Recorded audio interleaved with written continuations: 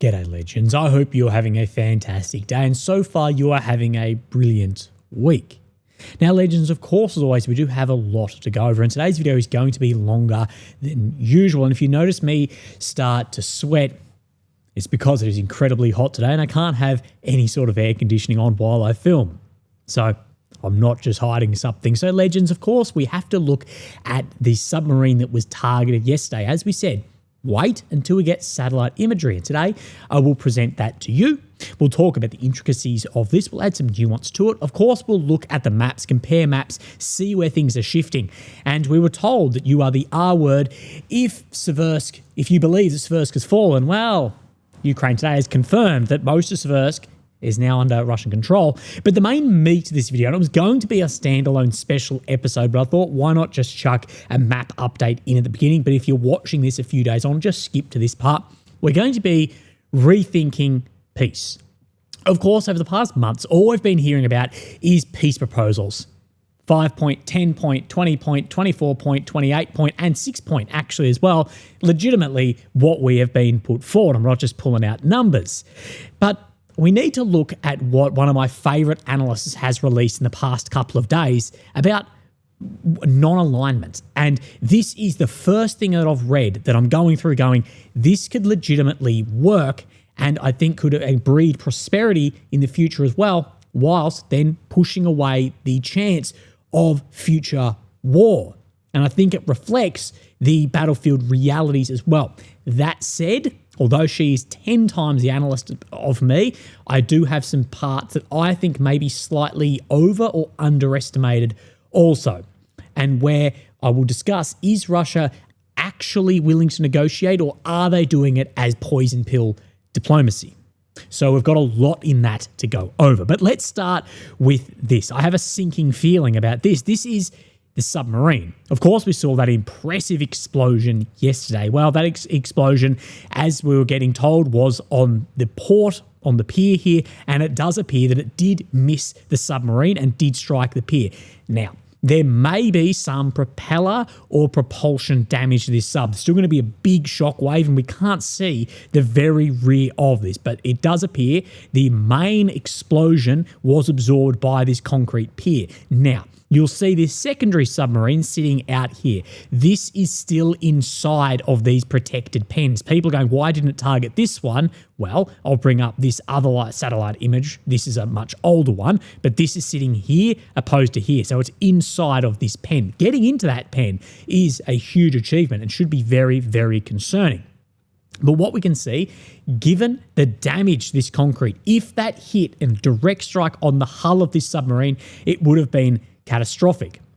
Now, I still question, as I have been for years now, the resource allocation into these strategic style weapons, how much money, men, and time resources going into this to the detriment often of the front line. That said, Russia will now have to allocate more resources to protecting this area from subsurface attack, from submarine attack, which could, after what appears to be an unlucky failure, reduce the impact of success in subsequent attacks. So now that this has happened, and it does appear to be unlucky for the Ukrainians and lucky for the Russians, the next attacks, there may be then more defenses around this area. But again, still, even if this sub and this sub here was taken out, how much resource allocation is into doing this to take out these assets, and how much is that actually affecting the front line? I think the Black Sea Fleet has been embarrassed. It has had massive damage. It has had big losses. But again, has that had impact on the trajectory of the war equal to or greater than the allocation into it? Let's look further. These are the barriers right here. So this is along this sector where we're looking at there. So into this pen. Now, it's not 100% clear how the drone overcame them. Potentially, I think likely it slipped in as another ship was either entering or exiting and it wasn't open. It doesn't appear that it did force their way through with another one. So you may have multiple of these. The first one explode through the barriers and the next one is then free to roam. Now, What is also unclear is how many drones actually took part in this. Now, it is massively misunderstood and underreported that when we see these sea drones targeting ships, and we'll see a ship struck and the damage or destruction, that these are targeting en masse. It only takes one to take the ship down if it's large enough and hits in the right area or severely damage a ship. But this is from a swarm of these as well, and multiple of them are likely intercepted too. So it is unclear whether this is a single submersible or multiple, enabling then a single action. Ukraine's biggest issue with weapons like this, whether it is long-range weapons, subs, etc., has been scalability to make a huge amount of them. And we've seen this in testing for a number of years. So again, we will wait and see as a new weapon has entered the battlefield. We'll see the effects into the future. Now let's have a look at the maps. And I want to clear up some dangerous misinformation that is floating around. Now, Mr. Woodruff, he is sharing it here, but many other pro-Ukrainian pages are sharing messaging similar to this. Quoting, they're saying the Germans, but it's incorrect. Russia has deployed 360,000 troops to Belarus directly along the NATO border. Soon they will bring a field hospital, and by Christmas, likely launch an attack into NATO. The question is, are we ready to fight? Will NATO respond now with force? Now, these statements, they're pulling little bits and pieces from unreliable media from some comments said. Firstly, this is very dangerous, saying that there's likely, so likely is more than a 50% chance of an attack into NATO. This isn't happening, by the way. This is false. But once again, what we see is the infectious nature of Schrodinger's Russia. The nature of, you'd see another tweet down will be, they're getting smashed here, they can't do anything, blah, blah, blah. And then at the same time existing in the same space, that there's 360,000 available combat troops ready to invade and take over NATO. Again, I'm picking on Mr. Woodruff there, but his tweet, I think, just summed up the best of what I'm seeing from many, many others. Right, let's have a look at the map, see where things are moving. So, of course, we have Ukraine, the centre of your screen, the capital of Kyiv, red areas occupied since 22, purple since 2014, red check ground that Russia has made of the past 24 hours, blue Ukraine over the past 2 weeks. We're looking at red check on the maps today. So we have Seversk. Now, as you can see by this map, the vast majority of Seversk is under Russian control. The remainder of Seversk is under grey, with grey exploitation then past Seversk, as other maps have been showing us, as this has had a large step up over the past 24 hours from here to then here. Of course, a large amount of kilometre squares all the way from Vasyukivka, where we've been reporting on the southern front, where there has been pushes, all the way up to Serebryanka as well. Now, this is not a singular day of action. Some of these are then geolocations that we've spoken about a number of weeks ago. Someone in my comments said, well, how does it make more informational sense for Deep State to not update, and then in a couple of weeks, update a large amount at once instead of this grind forward? The only reasoning for this I can think of is that they are hoping that there's counteraction in those 2 weeks so they don't have to display the full way forward. We've seen this again and again. Volchansk recently had this, where there was actions forward, successful actions by Ukraine, actions forward against, but it never then had to show this. Right, but that's the only time we're going to be looking at Seversk, but this is confirmed ground because it is on this map, of course, to the west of Seversk, also in the centre, near Sviatopokrovsky. Where we're going to move is down, I know I'm annoying everyone with how to say this, but Guliopoli, close enough. I've been down in this sector before, and I've spoken about the difficulties in defending or attacking this area. We saw yesterday a lot of red check moving into here. Firstly, we'll look at the Syriac map, building further through the centre and the south, and then further down in the south as well, building that base around from Drozhenivka and the base of Huliopole as well.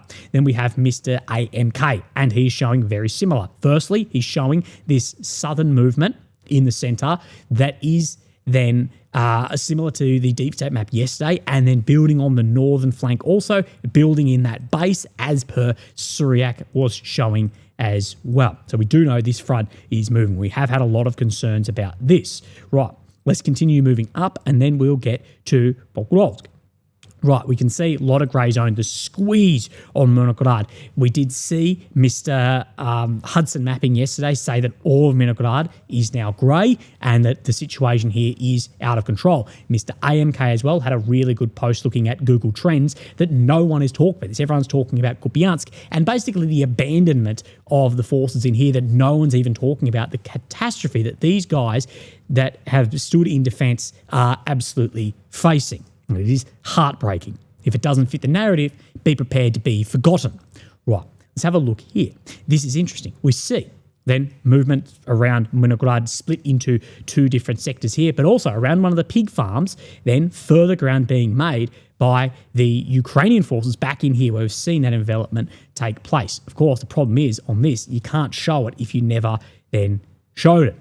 So movement back in on the pig farm. We come just to the north of here and we're looking for this road heading up here from Shakovka. Let's have a look how far out from the closest part this is. Say 3.5 kilometres close enough. We do see Mr. Surek, he's saying that this area here, is it a quarry?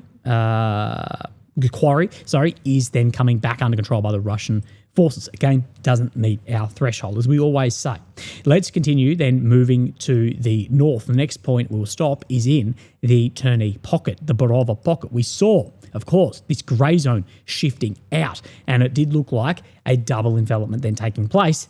And further today, Suryak is saying that this is taking place. Last 2 days, Russian army continued to capture the trenches between Novoplantanivka, reaching the outskirts of the locality, cutting the road to Bohoslavka. So you can see Bohoslavka and Novoplantanivka, where this grey is, he's saying it's red and that road is cut. By the grey, we know there was definite movement here because it did show this over the past couple of days. Now, there is geolocations right in the centre around here of Ukrainian forces being targeted by Russian forces. We know there's a lot of fighting going on around the centre of Kupiansk, but there's also a lot of people bringing doubt upon how this map actually looks. That they're saying the blue zone is way too far to the northeast and that there's not a dislocation. And that Russia is building in this Holobivkia, Sinkivkia area just to the south of it. And that is typically what AMK and other mappers are showing. Movement in the north, heading east by the Ukrainian forces and squeezing on the centre, threatening to then cut off the remaining Russian forces here, but also building to the east of Kupiansk as well, building that base. Let's continue moving our way up and then we'll come to Volchansk, Tishny, Vilcha area. This looks slightly different if this grey zone had shifted. No. Okay, my mind might be playing tricks on me. Let's have a look at what changes have occurred in here. We see further Vilcha coming under control, Liman, further southern movement, further eastern movement towards Tikhi sector in here. Of course, Surek spoke about this eastern movement yesterday, and we're seeing this exploitation then past Volchansk as they're building forces, hoping to pull other Ukrainian forces away from an area like Kupiansk. Last map update, we come into Sumy region. We're looking for Andriivkia front line in the direction of Kotin. Let's have a look. AMK saying that there's been then advancements by the Russians near Andriivkia and from Oleksivkia, but also they were pushed back in some sectors once they were starting to advance by Ukrainian counter actions as well, as you can see per blue arrows. So I am very critical and very pessimistic of the peace proposals that are going forward at the moment. That nothing seems to be proposed, whether on either side, that is actually acceptable or actually takes into account the battlefield realities, and that the gulf between the two sides is just so far apart that I say we're further away than ever. But I wanted to look at this today. This is written by one of my favourite analysts, Jennifer Kavanagh, titled An Armed Non-Alignment Model for Ukraine's Post-War Security. Now, this is going to be long. We've got 18 slides to go through on this. But what I'm going to do is we're going to go through the summary. I'm then going to give you the points of which I think the summary will give you a good idea what it's speaking about, but not the specifics. I'll go through what I believe is good, needs more clarity, and maybe some missed parts as well, or maybe underestimated parts. I'll go through my bit and then we'll go through the specifics to cut down on watch time for you so you can get back to doing better stuff. Summary. Determining arrangements for Ukraine's post-war security will be a critically important element of a negotiated end to the Russia-Ukraine war. A lasting peace will require an agreement that addresses both Kyiv's fears about future Russian aggression and Moscow's security concerns. So a lasting peace, if it is to last, whether you believe these concerns or fears are real or not, it needs to address both of them, unless you're going to just restart this in a period of time. The pre-war status quo will not be acceptable to either combatant. In talks that have occurred since 22, Moscow has consistently demanded that in any war settlement, Kyiv accept territorial concessions and commit to a permanent neutrality that would end Ukraine's bid for membership into NATO. Ukraine has suggested that it will not accept a settlement that leaves it both without security guarantees or military partnerships and demilitarized, so that it is unable to defend itself. To last, any agreement to end this war will need to leave Ukraine confident that it can, at the very least, deter aggression and defend itself if attacked. But the difficulty in this is that Russia needs to feel comfortable about its security concerns as well. And this is what Jennifer brings up. I explore a possible model for Ukraine's post-war security arrangements that might satisfy these competing security concerns and demands. A version of armed non-alignment that excludes membership in military alliances, such as NATO, but would provide Ukraine the military capabilities it needs to deter future attacks and defend itself if deterrence fails, without direct Western military intervention. So there's not Western military intervention, but could give Ukraine the ability to defend themselves. Such Ukrainian military force would serve as Kyiv's primary assurance against a future war, but it would lack the capabilities to pose a real threat to Russia, thus addressing Moscow's most serious concerns. So there's non-alignment. You're powerful enough to inflict huge damage if Russia push forward, but you're not large enough to then push in and threaten Russia, aka Western support, mass movements, long range as well. We'll go through the very specifics. For peace to take hold and endure, both sides need to feel that a settlement sufficiently addresses their security concerns. Ukraine's armed non-alignment offers a way to do so. The purpose of this report is to examine how armed non-alignment could work in Ukraine, with Western assistance focused on artillery, ammunition, artillery rockets and air defences, along with investments in Ukraine's own defence production. Kyiv would need about 5 years after settlement of the war to establish a strong and credible defence posture that is sufficient to protect territory under its control and hold off future aggression, but not powerful enough to worry Moscow about pushing through occupied territory or back into Russia itself. Now, we'll go through the very specifics of that, but that is the main hypothesis that we're putting forward. Right, let's look at this. It was in Defence Priorities, an armed non-alignment model for Ukraine's post-war security. Ms. Kavanagh says, an armed non-alignment is not the perfect solution or any stakeholder's ideal outcome, but it is the most feasible and achievable option available. And this is a very important aspect of how Jennifer has approached this.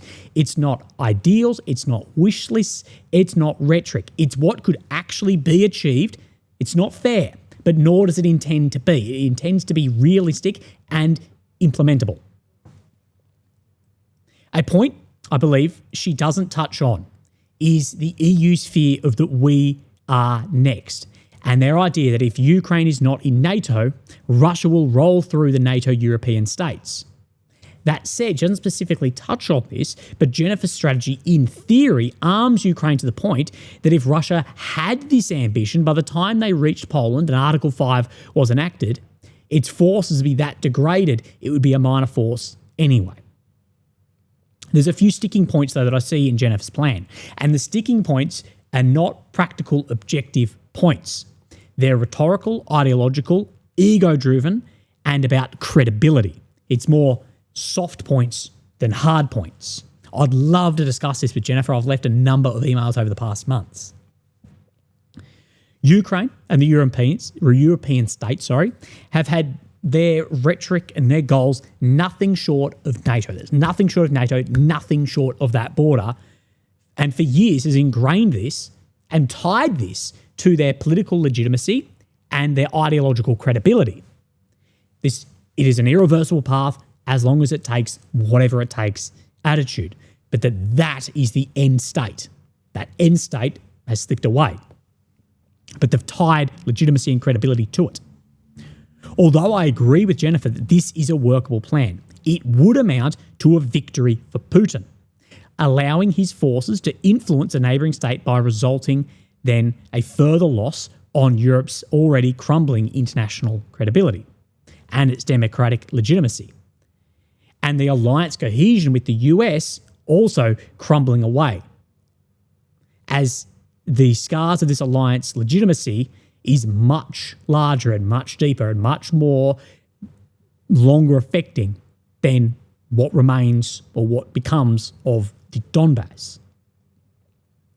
This plan is likely similar to or worse than what could have been achieved in Turkey in the opening weeks.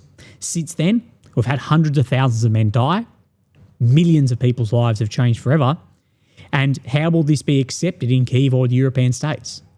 We've had almost 4 years of war for a plan that is worse than we could have had in the opening days and weeks.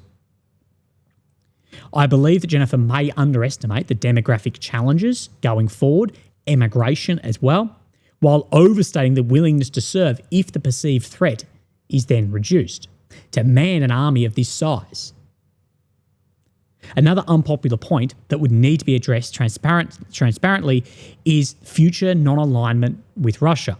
Now, this sounds absurd, but what Jennifer talks about is non-alignment with the West, that we're not aligned, you're not going to be invading Russia, but you're going to be powerful enough.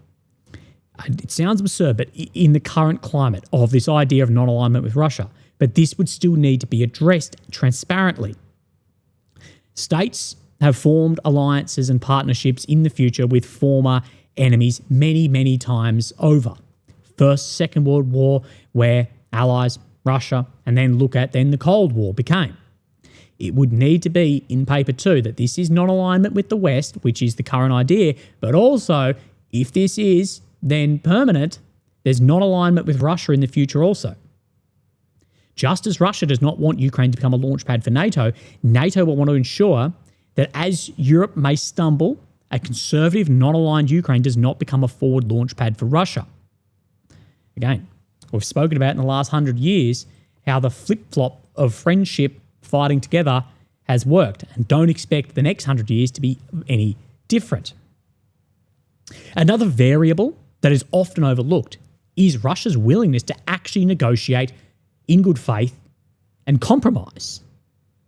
This is by no means a critique of Ms. Kavanagh's work, because I'm also in two minds of this question. The question being basically, is Russia genuinely working with the US to find a negotiated compromise that will then end the war, or is it engaging the current administration on terms that are unacceptable to Ukraine but seem reasonable to Trump, in the hope that Trump's hubris, his ego and frustration will lead Washington to pull away from Ukraine, further leveraging and widening the fractures between Americans and Europe and giving them an easier time on the front line? So is this good faith negotiating, yep, we want an end to this, or is it this is a way to draw America away? And I lean towards the latter. I'll give you the reasons why. It does appear that Russia has been able to repair many of its initial deficiencies in command competence, drone warfare, manufacturing capacity, and recruitment. Russia's history of war often shows recovery after initial catastrophic failures, and the initial failure of this and the losses, they pale in comparison to then the First, Second World War and others as well. At the same time, on the economic front, Moscow has deepened its relations with India and China, which has softened the blow. European leaders and NATO Secretary Mark Rutte, especially himself, now speak of Russia as a larger threat than it was in 2022. The needle has shifted from those days of Russia's been strategically defeated, it's a gas station with nukes, that it's pulling chips out of washing machines, to now it's a power with the ability to conquer Europe. And the Schrodinger's Russia then grows. And what I say is, which one do they actually believe to be true? So this is my question to you and to myself. Suppose that you're a commander, and I think this will give an answer to what we just went through. Would you rather fight Russia in 2022 or the Russia of 2025?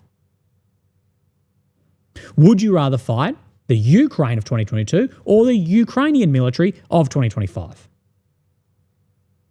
My answer is clear, and I think yours would be similar.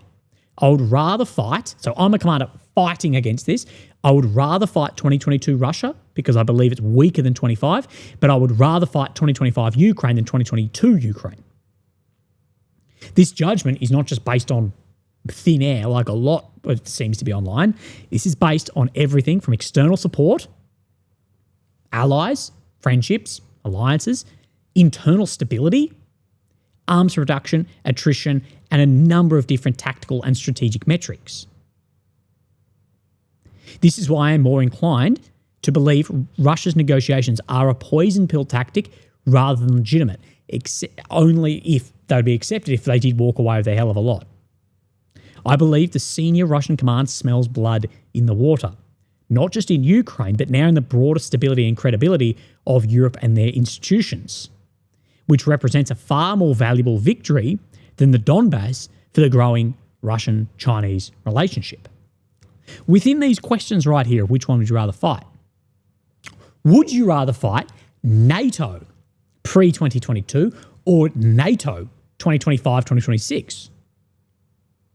Mark Rutte, all these, they love to talk NATO is bigger. Yes, but NATO is less powerful. Finland, Sweden, these don't backfill the 80% of American firepower that is very questionable now if you stepped into a war. I wouldn't even give it a 50-50 chance of America stepping. I'll give it like a 10% chance if it was like a great state, massive existential conflict with massive loss. And the institutions of EU, NATO, they're weaker now than they were also. And this represents a huge, then, opportunity for Russia, China, but also a valuable strategic victory if that path continues that way. So you can see why there is incentive to end this war in America. It doesn't seem like there's any incentive in Europe either. Right, so let's get into the nitty-gritty, very specifics of this. Security guarantees and commitments are arrangements in which one country or a group of countries promises another country military protection. You understand how a guarantee is. Ukraine has long sought these security guarantees that would have, in fact, NATO Article 5 or Article 5-like from Western military intervention. These aspirations are understandable, but not realistic and could prove challenging for negotiation. A country's military alignment primarily consists of its membership in military alliances. So under neutrality, Ukraine would give up the possibility of NATO membership and eschew participation in mutual defence treaties and organisations. Meanwhile, bar foreign forces from Ukrainian territory and limit cooperation. So that is neutrality. This is where non-alignment is different. Non-aligned states do not join formal military alliances, but they often have a range of different types of security partnerships that fall below the level. So they're not neutral. They don't have a military alignment, but they have partnerships, friendships. The final area of consideration is the size and the capabilities of Ukraine's militaries. It has grown in capabilities. On the other hand, Russia has demanded Ukraine's demilitarization. And this is why they perceive the threat, especially if it's aligned with the West. Ukraine's post-war security arrangements will likely be the outcome of the negotiations that end the war. As argued in this report, arrangements that include military alignment with the US or security guarantees that promise intervention by US or other NATO military forces lack credibility. Western countries have refused to make these commitments in the past. Therefore, the most likely outcome seems to be one in which Ukraine would either be neutral or non-aligned, with the exact parameters to be decided on during negotiations. And armed through a mixture of indigenous production and Western security assistance that gives Ukraine the capability to secure its territory, but not the capability to be a launch pad on offensive action. The parameters of non-alignment. Some of the likely parameters are obvious. For example, under the interpretation of non-alignment, Ukraine will have to agree to forego NATO membership and membership in other mutual defence organisations and military alliances, including with the US and European countries. Russia could insist that Ukraine further limit its direct forms of military cooperation with NATO. Moscow will probably push for restrictions on foreign forces located inside Ukraine, including on a permanent or rotational basis, of which they have. But this is still one of the key points for then the European states. Non-alignment should not preclude all defence cooperations between Ukraine and European states or the US. However, it would leave Ukraine unprepared, Ukraine unprepared for its own defence. Training activities conducted outside Ukraine, including in the US and Europe or bilateral multilateral basis, would likely continue. US and other countries would still have economic investment in Ukraine's defence industrial base will proceed. Ukraine's non-alignment will also not preclude EU membership. And again, Russia, they have stated that Ukraine should and can join the EU. This has never been a sticking point in the negotiations. I see a lot of people pointing this out. It's not. Read from Turkey to now. In peacetime, under non-alignment, intelligence sharing arrangement of Ukraine and West partners would differ from wartime. Intelligence about warning intended to allow Ukraine to protect civilians and critical infrastructure. However, that intelligence would not then reach to imagery for targeting data, movements and activities for then offensive operations. It would be defensive only. Ukraine's non-alignment, at least as it pertains to NATO, could be established by the US and NATO allies agreeing to formally close NATO's door, committing to not add any new alliance members beyond the current 32. Similar resistance would be impede efforts to revise NATO's 24 commitment on Ukraine's irreversible path, join the alliance or revoke 2008 promise that Ukraine become a NATO member. But this is what I've said, is how much credibility and legitimacy has been tied to this from those states. An alternative would be for Ukraine to formally adopt non-alignment, either for an indefinite period or permanent. This could be accomplished in two ways: constitutional change or the UN Security Council resolution. So you get where Ms. Kavanagh is building this of this non-alignment, that you have friendships, you've got partnerships, you've got support, but you're not militarily aligned. You can even go out and do exercises. Exercises aren't coming on you, but you're going to have a huge amount of financial and economic support. Arming a non-aligned Ukraine. A non-aligned Ukraine would be responsible for its own defence. Ukraine's best strategy for defence is one focused on territorial denial, often called porcupine defence. In the cost of deterrence failure, so in case deterrence fails and Russia steps in, Ukraine would have to have the capability to deny an aggressor its objectives through attrition. That you are powerful enough that it's going to be so costly. So therefore, if Russia does have the intent to go and invade NATO, by the time they get there, they're going to be that worn down anyway. She speaks about the rule of thumb, that if you're defending, attacking, you want a 3-to-1 ratio in defence. Well, in defence, you have, of course, the upper hand. But if you're attacking, 3-to-1. Very loosely based rule, but we'll work with it. And what she's speaking of here is then what size of a Ukrainian force would you actually need? If Russia attacks with half a million men, you would need around 170,000. More conservative, 2-to-1, 250,000 members. Of course, this is far, far below the numbers of what people crack the shits about of 800,000 as a cap. So she breaks down here the total force of on the line, surge, Army, Navy, Air Force, institutional, etc., down to what the total force would look like. Of course, the majority of this being in reserve, not the total active for initial stages. A military of this size would not pose a threat to Russia, therefore addressing their security concerns, which has been able to maintain over 500,000 personnel in Ukraine since the early months of the war. Moscow should then be willing to accept a Ukrainian military with these general dimensions. Given the demographic and resource constraints, a military this size would be on the upper edge of what Ukraine can sustain and afford. So it should not be necessary to negotiate caps as part of the settlement, which would be politically difficult for Ukraine.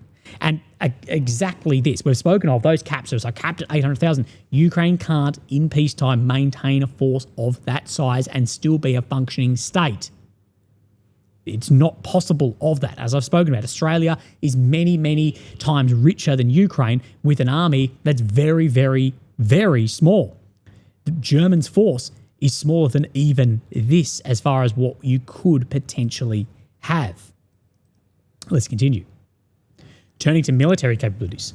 A defensive denial strategy would rely on a narrow set of military weapons and systems, including anti-tank and AP mines, cheap attritable drones, short-range artillery and ammunition of many kinds, and the construction equipment, cement and other materials needed to build barricades, fortifications and trenches. Ukraine should not need more tanks, however, as they have served limited purpose in the current war. So it's defensive strategy. Ukraine would benefit from a small stockpile of precision missiles, mostly short range, less than 80k, rockets and some extended range systems. Long-range missiles with a range of 500 kilometers or more can support Ukraine's defense of its civilian infrastructure and strategic targets by giving Kyiv the capability to strike and destroy, also known as the ability to hold at risk, a large number of Russian drone and missile launch platforms. However, the benefits of a long-range strike capability should not be overestimated. Benefits of long-range strategic strikes is overestimated time and time and time again. Again, look at the war at the moment. Russia has held the advantage, massive advantage in long-range missile capability the entire war. And yes, it's striking. Yes, it's having success. Is it the number one factor turning the war? No.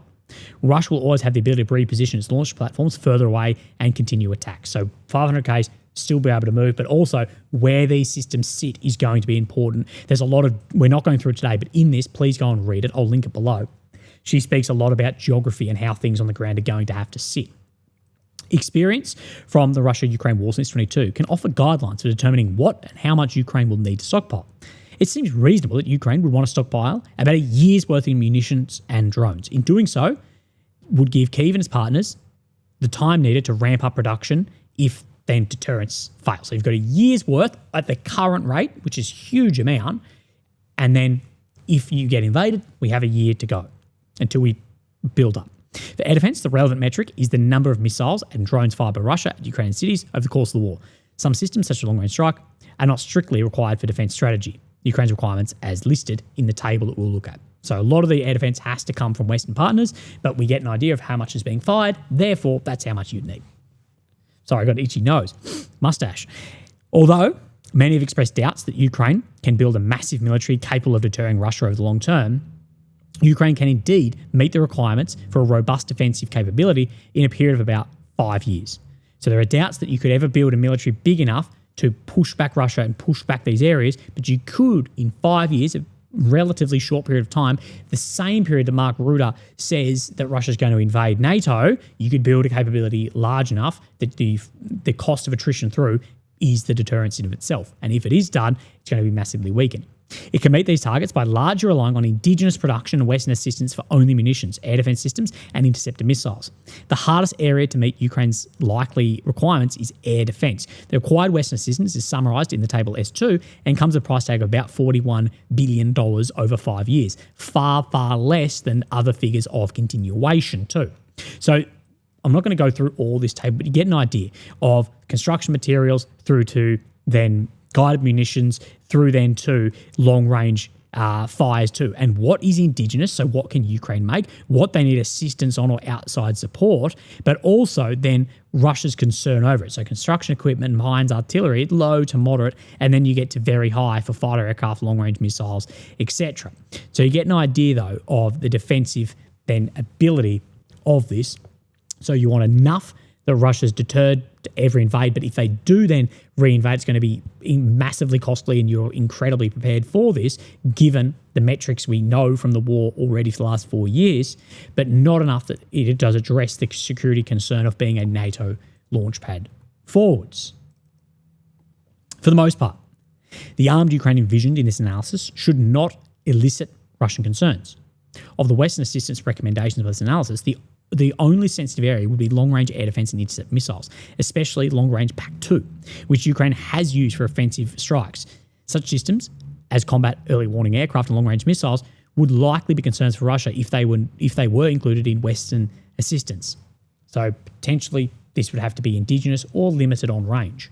Russia's possible objections to Ukraine's military holdings will likely be similar. Long-range missiles, long-range air defense, and combat and early warning aircraft will be primary concern because their ability to collect data and strike targets deep inside Russian territory. Russian sensitivities about Ukraine's indigenous rocket artillery and most types of ammunition are likely to be on the low side, with the possible exception of Ukraine's anti-ship missiles because of the threat they could pose to Russia's Black Sea fleet. So they're going to be far less concerned, sensitive about then it being indigenous than it being outside support, mainly due to the scalability of this too. But it's going to have to be very transparent of where support is coming from. There are Ukrainian indigenous systems, such as those drone boats, that is a claimed indigenous system that I know for a fact They are not indigenous whatsoever. And then it came out, I've been saying that for years, and it came out that Taiwan's pissed off because it's like, well, that was a system that we've been working with to develop to push back an attack across Taiwan. Russia has expressed more concerns about Ukraine's indigenous production of long-range missiles, of which it now has several variants with longer ranges from 500 to 3,000 kilometres.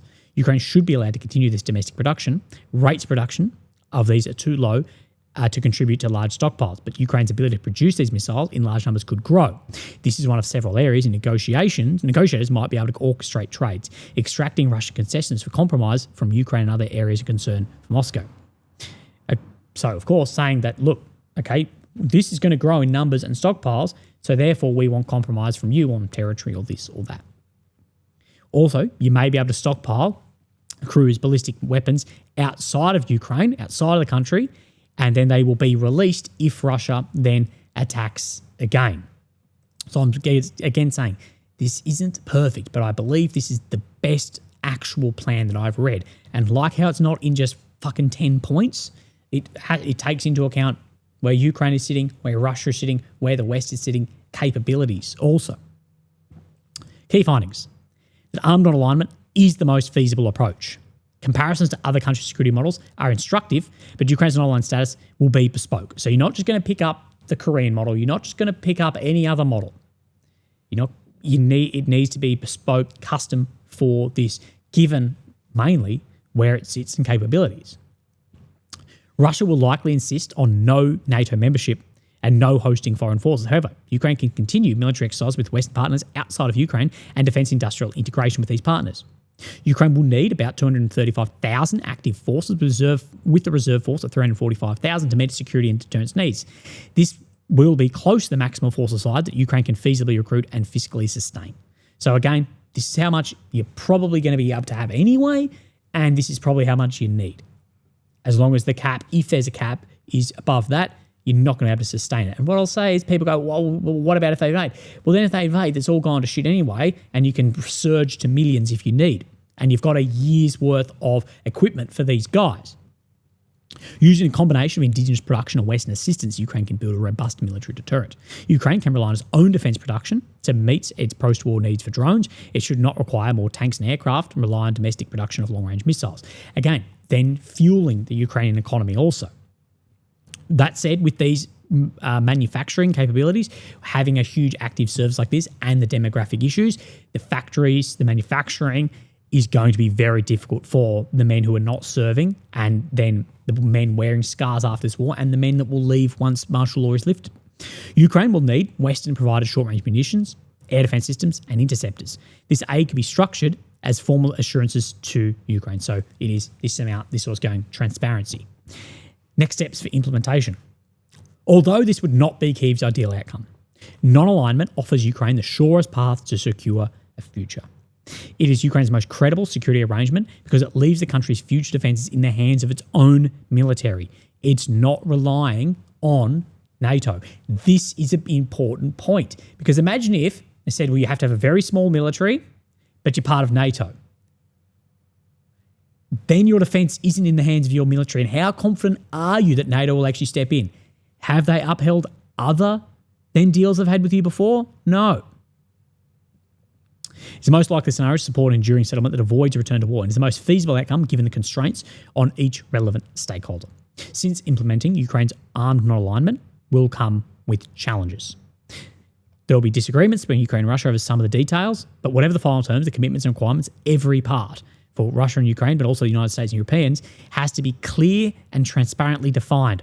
Working level dialogues in the US and Russia and Ukraine can begin to sketch out these conditions as fighting continues in anticipation for the end of the war in medium term. This is an important point. You're not going to get a ceasefire in this because war, most of the time, does not have then negotiations under ceasefire.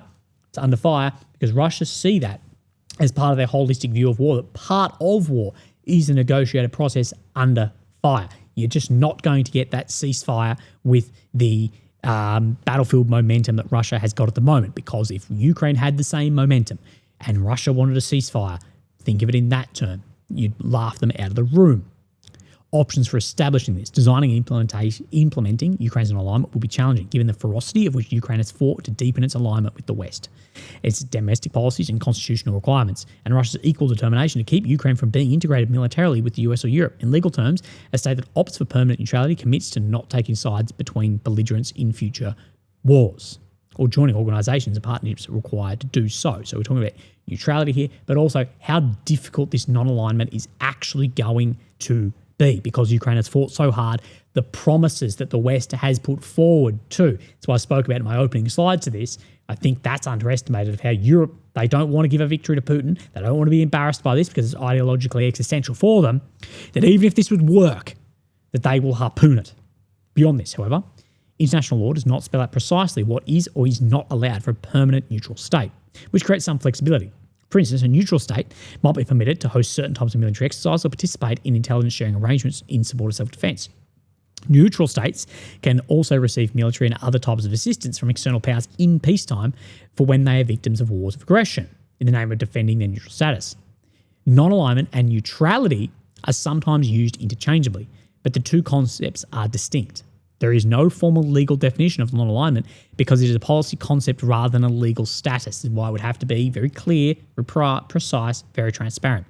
To support this status, non-aligned states must avoid hosting foreign military forces, bases, and self-imposed limits on types of defence cooperation, including some kinds of military training, intelligence sharing, and defence integration with other states. However, non-aligned states do have greater discretion in determining which type of activities are permitted and excluded. So you're not neutral, you do have discretion, but under your own indigenous force.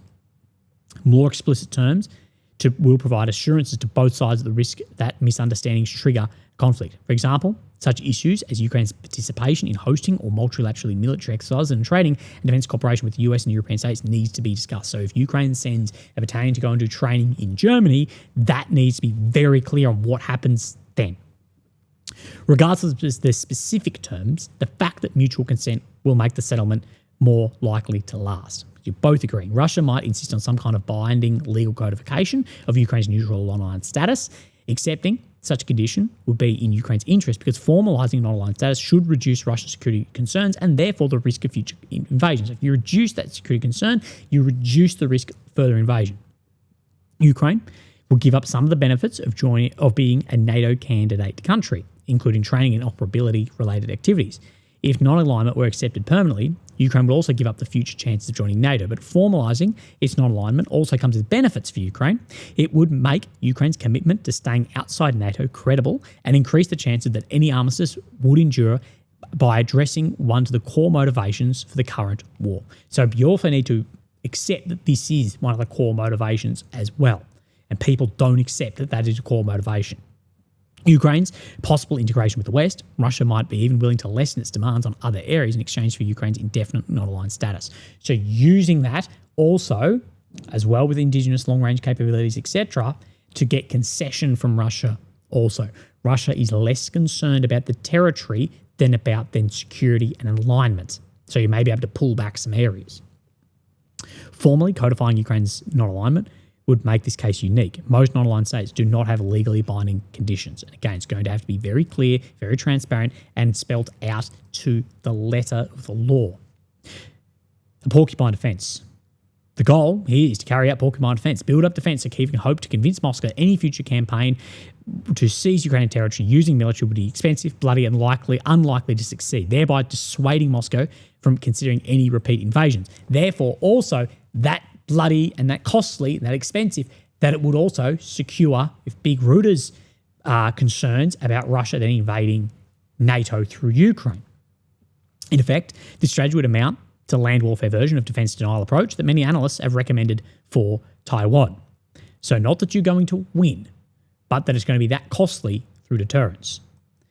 The force requirements of a defensive denial strategy, like the one proposed for Ukraine, will be lower than those associated with the forward defence approach, which would aim to defeat an aggressor right in the line of contract rather than drawing into a long, drawn-out war that denies its objectives. So rather than this forward approach of defeating an aggressor on the line of contact, it is this withdraw, this elastic defence, porcupine defence back, just a treat down. Similar to the French tried to do in later August in the First World War.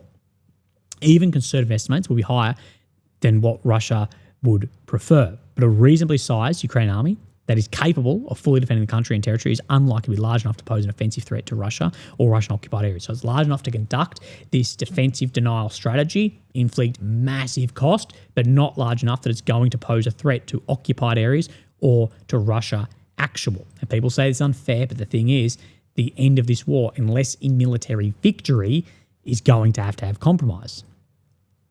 Can Ukraine resource a force of this size?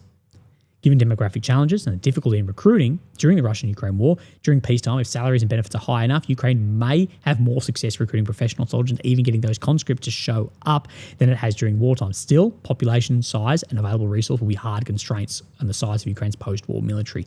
This is going to have more constraints than caps. Ukraine officially has a current force of 880,000 personnel. It's not clear how many are active with their units because of desertion rates are incredibly high. Some suggest upwards of 20,000 a month. A military in peacetime may be appealing for many because of salary, benefits, type of work, even if in wartime it is not.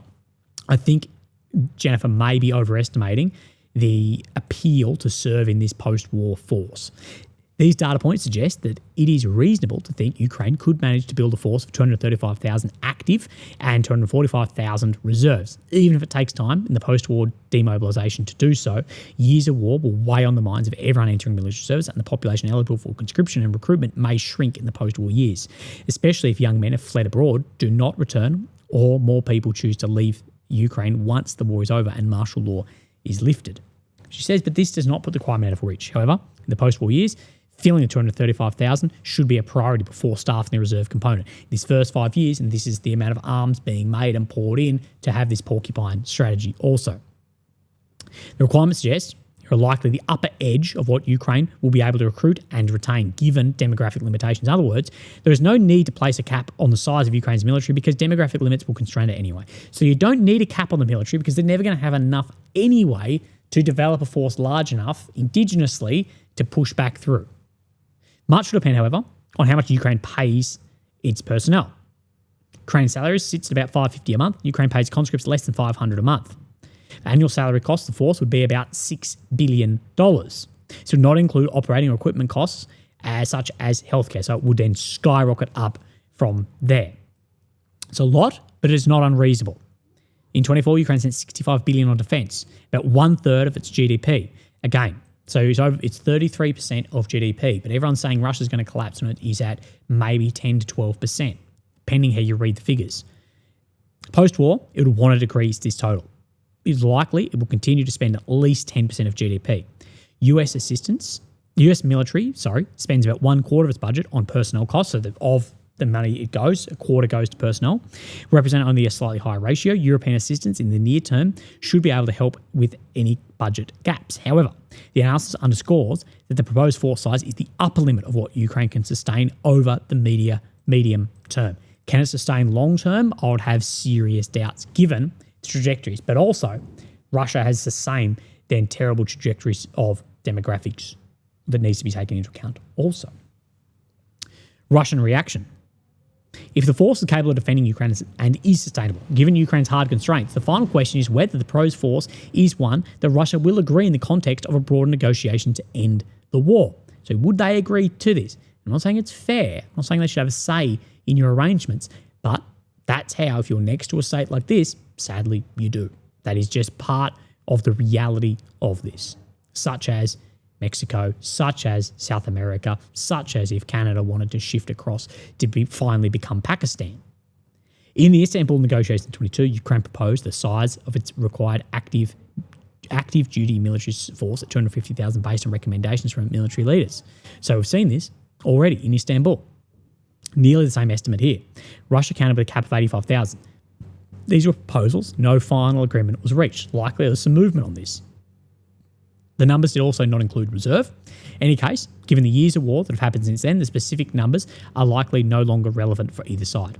In statements, Putin and other Russian leaders have called for Ukraine's demilitarization, but when pressed, Russian interlocutors suggest there is room for negotiation. Looking at the situation from Russia's perspective, whoa, here we go, now we're in trouble. One of Moscow's primary concerns is that a future Ukrainian military might pose a threat to its territory or territory it occupies in Ukraine. To do so, Ukraine's military would need to mount a force of at least 2 and ideally 3 times as large as any force Russia could surge, again using the 3-to-1 metric. With a total Ukrainian active and reserve force of 580,000 personnel, this is unlikely. Russia has consistently had 500,000 personnel on the front line, so it's unlikely to meet any of those thresholds or even get close to it. It can mobilise additional forces and require to sustain its positions and turn back a Ukrainian offensive push. This would give Ukraine a 1-to-1 ratio, which is very unfavourable on offensive operations. Realistically, the Ukrainian military size proposed will not pose a military threat to Russian-controlled territory. Moscow should therefore be willing to accept something close to the 235,000 active duty force with a large reserve force than proposed here. This does not mean, however, the Ukrainian force of this size will be unable to impose costs on Russia. Ukraine has been able to asymmetric capabilities to sight targets inside of Russia and largely disabled the Black Sea Fleet. I disagree with largely disabled, but it has borne large costs. Therefore, we go through, again, the required external support. Ukraine will be self-sufficient in most areas, but require external support. So, although in a lot of areas it's going to be self-sufficient, it will need, for some for shorter term, some longer term, then external support. And that's where it's going to have to be very transparent for precision munitions, air defences, and artillery too, at least until that 1 year of force is built and then factories manufacturing increase, what of course in turn increase for the Ukrainian economy, which may be absorbed then into the EU. The crucial area in which Ukraine cannot meet its strengths in the Western assistance is air defence. It will likely need to settle for a 5-year stockpile that falls short of a desired requirement. The estimated cost for all Western assistance listed here is $45.5 billion over 5 years. Now, again, this is the on-paper cost. I just see anything in the military is going to blow out massively. This will likely not be the full total expense of building Ukraine's force because it does not include what Ukraine will spend domestically. There are also some items not included. Other ammunition and spare part purchases might also drive the cost closer to $50 billion. That should be close to an upper limit of 5 years of assistance following the plan outlined in this report. So to get to a point where you've got a year's worth of stuff and deterrence, therefore imposing huge costs if the deterrence then fails. Next steps. We're almost there, I promise. Although it may not be Kyiv's ideal outcome, armed non-alignment is the most plausible path to secure a future for Ukraine, as we have said. It is Ukraine's most credible security arrangement. It would leave the country's future defence in the hands of its own military. So again, it's in your hands. It is also the most likely option to support enduring settlement that avoids war and the most politically feasible. It would not leave Ukraine defenceless. It would ensure that Ukraine has sufficient military capabilities to deter attack and would not threaten Russia or Russian-occupied territory, nor become a foothold for NATO. Again, it needs to go the other way too, because you never ever know. The arrangement thus addresses Russia's security concerns and its objections to Ukraine's security integration in the West. Both sides would therefore be more secure. Armed non-alignment meets the conditions sought by European and US states. European states would satisfy that Ukraine is secure, and the US would have limited long-term economic and military commitments to Ukraine. So it would only be for a limited amount of time until they've got a year's worth of stock. The requirements for Ukraine's self-defence outlined here, for the most part, are feasible to reach within 5 years, depending on when and how the war ends. Ukraine would need a military of about 235,000, and we've gone through this, upper limit that is actually realistic anyway. So larger than that, you're just not going to be able to sustain. A non-aligned state with primarily defensive military capabilities, Ukraine would have a limited ability to pose a threat to Russia and Russian-occupied territory. Russia would not have significant objections to most of the capabilities flagged for which Ukraine might need Western assistance, except for long-range air defence and missiles. But that can be something worked out in negotiations, and it will be, of course, situational based of where these systems are. So a missile that can't reach Russia from Kyiv is probably all right to sit there as long as it's a defensive missile. Last slide. But you can see in this where my doubts come into, does Russia really want a settlement if they go, yeah, but there's blood in the water. We're fighting a weaker army than we did 4 years ago. Our army is seemingly stronger. We're just going to keep going. And then we'll impose more than concession. Russia may raise more objections about Ukraine's holdings, especially long-range drones and missiles and the possibility of combat aircraft, and this indigenous production capacity of these capabilities. The use of geographic restrictions to create a demilitarised zone, a wider set of security zones that would place limitations on deployments of personnel and equipment stretching back several hundred kilometres. Such zones would not be symmetrical, nor would they be uniform across the line of contact. Carve-outs would be needed to protect major population centres that lie close to the line of contact. So where these systems are based and where they are used would then reduce the risk of either will increase the deterrence but reduce further attack, therefore reducing Russia's security concern. If they've got an air defence system that can reach 200 kilometres sitting in Lviv, they're not going to be concerned about that AD system, but it needs to be very transparent. Still, implementing Ukraine's armed non-alignment will come with challenges. There'll be disagreements between Russia and Ukraine of details on which each side is disagreements between Ukraine and Russia over some of the details of commitments on each side and what the ideal armed Ukraine would look like. There will be disputes at the level of Western assistance allowed and required and Ukraine's growing defence industrial capacity. The plan is contingent on some certain assumptions that Ukraine will be able to raise and support a military force that meets the requirements for its defence, and the US and European NATO allies will meet their production targets for key systems. This is the problem here. It does and is contingent on these assumptions, and this is why Russia may go, if we can continue pushing that they can't form a size of this military following, we'll keep going, that there's blood in the water. Whatever the final terms agreed to, the commitments and requirements of each party, including the US and Europe, should be clearly and transparently defined in one or more agreements. Parties would provide terms of military assistance and sales and on what timeline. We'll also clarify which systems to be excluded entirely, so it needs to be clear exactly what it is. This type of transparency will offer Ukraine assistance that will have the capability to defend itself and give Russia confidence that Western aid will not enable Ukraine reconquest of occupied areas or attacks on Russian territory. That said, I don't think the Russians are going to have any faith that there's not going to be the systems of which are not in this plan actually delivered. A full settlement to the war seems far off, but progress towards Ukraine's armed non-alignment can start immediately. It is the feasible pathway to implement Ukraine's non-alignment, ensuring that Ukraine can be sufficiently armed is working dialogues. So it can start immediately, not needing a ceasefire, not these negotiation peace proposal pathways that are being spoken of at the moment that will and have fallen over. If it is too soon for government-led discussions on these issues, they could instead start with track 2 discussions involving think tanks, scholars, business executives and representatives of all relevant parties who could begin to sketch out what an armed non-alignment would look like.